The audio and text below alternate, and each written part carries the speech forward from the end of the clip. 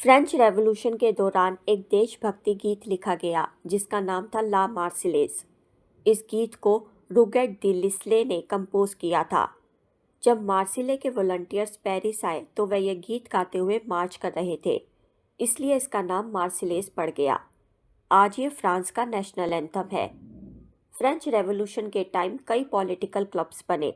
इनमें सबसे प्रभावशाली था जैकोबिन क्लब। जैकोबिन क्लब का नाम पेरिस के सेंट जेकब के पुराने कॉन्वेंट से पड़ा था। इस क्लब के मेंबर्स ज़्यादातर समाज के कम अमीर, लेस प्रोस्पेरस लोग थे, जैसे छोटे व्यापारी, दुकानदार और मजदूर। इस क्लब के सदस्य चाहते थे कि राजा की शक्ति खत्म हो और सभी नागरिकों को समान अधिकार मिले।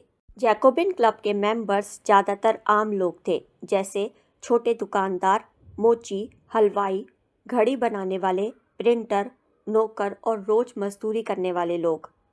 इनका लीडर था मैक्समिलियन रोबेस्पियर।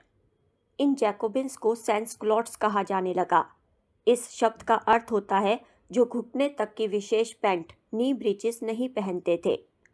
1792 में एक नई असेंबली बनी जिसे नेशनल कन्वेंशन कहा गया। 21 सितंबर 1792 को कन्वेंशन ने राजशाही को समाप्त कर दिया और फ्रांस को रिपब्लिक घोषित किया। रिपब्लिक का मतलब है ऐसी सरकार जहां लोग अपने प्रतिनिधि चुनकर सरकार बनाते हैं।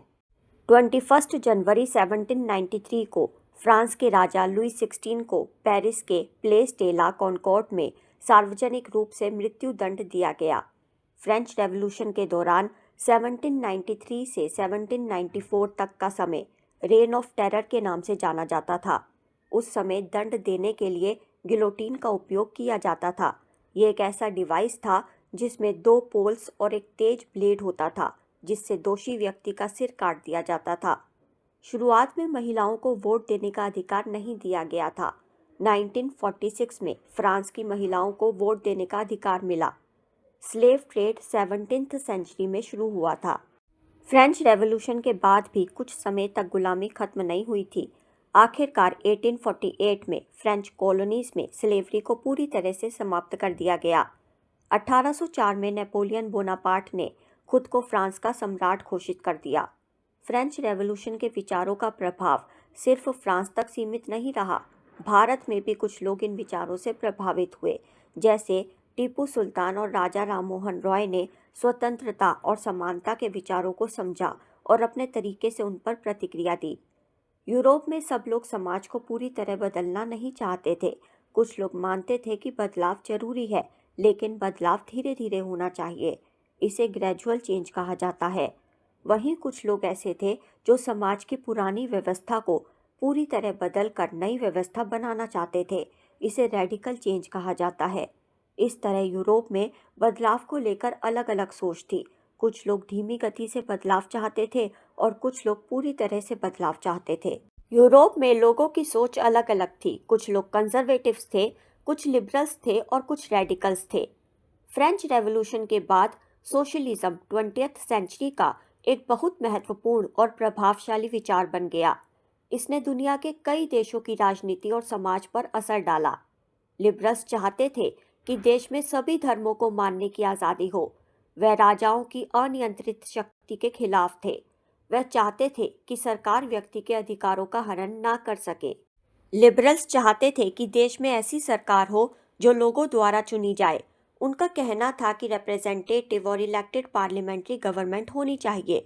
साथ ही कानून की व्याख्या एक अच्छी तरह से ट्रेंड और स्वतंत्र न्यायपालिका करे जो राजा या अधिकारियों के दबाव में ना हो। लेकिन लिबरल्स पूरी तरह से डेमोक्रेट्स नहीं थे। वो इस बात के पक्ष में नहीं थे कि हर अडल्ट को वोट देने का अधिकार मिले। उनका मानना था कि ज़्यादातर संपत्ति रखने वाले पुरुषों को ही वोट देने का अधिकार मिलना चाहिए और वह महिलाओं को भी वोट देने के अधिकार के पक्ष में नहीं थे। रेडिकल्स ऐसा देश चाहते थे जहां सरकार देश की अधिकांश जनसंख्या यानी ज़्यादा लोगों की मर्जी पर आधारित हो। उनमें से कई लोग महिलाओं को वोट का अधिकार दिलाने वाले मूवमेंट्स का भी समर्थन करते थे।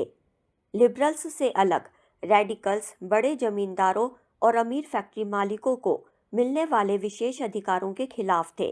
वह प्राइवेट प्रॉपर्टी के खिलाफ नहीं थे, लेकिन वह ये नहीं चाहते थे कि संपत्ति सिर्फ कुछ ही लोगों के पास हो।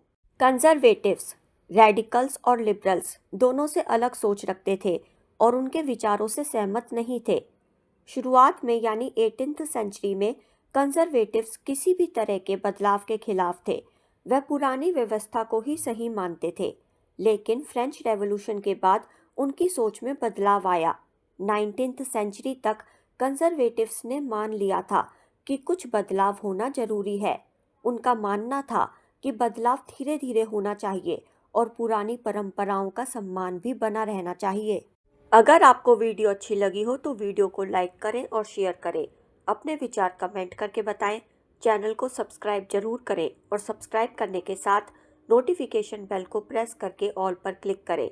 सी you in the next video. Till then goodbye. Thank you so much. Thanks for watching.